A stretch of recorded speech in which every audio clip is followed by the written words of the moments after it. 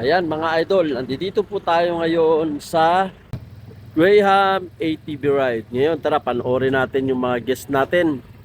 Mag-activity, adventure dito sa Graham ATV Ride dito sa Chocolate Hills. At bale, ang inabail ng mga guests natin ay 4 na ATV at isang buggy. Napakaganda ng timing namin ng pagdating namin dito sa ATV Ride dahil kami yung unang-unang customer. At napakaganda rin ng panahon dahil nga medyo cloudy, kaya saktong-sakto talaga ang adventure na ATV kapag kaganito ang panahon. At wag lang sanang bubuhos ng malakas ang ulan at dahil walang dalang pamalit ang mga guests natin. At syempre, bago sila mag-drive ng ATV or buggy, kailangan munang magsuot ng helmet. Syempre, for safety yan sa mga turista o sa mga guests.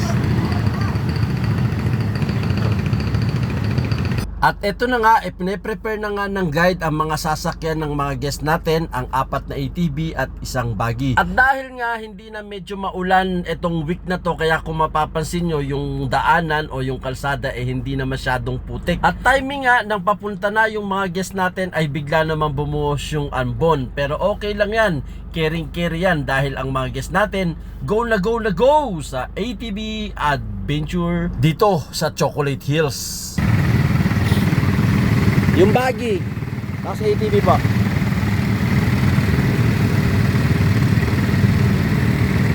ATV.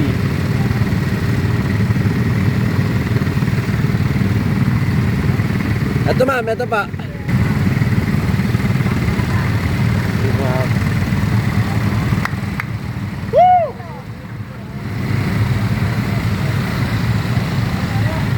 Salamat at swerte pa rin ang mga guests natin dahil hindi tumuloy yung ulan. Ambon lang siya sandali, then eto na ulit, nagpakita na ulit ang init. Dahil nga first time mag-drive ng ATV ang mga guests natin, kaya naman tinuruan muna sila kung paano gamitin at kung paano i-drive ito.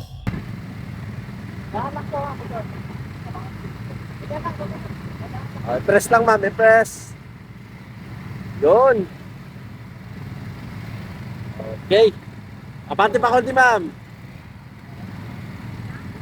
Sige. Di pa ma'am, konti pa. Forward. Okay.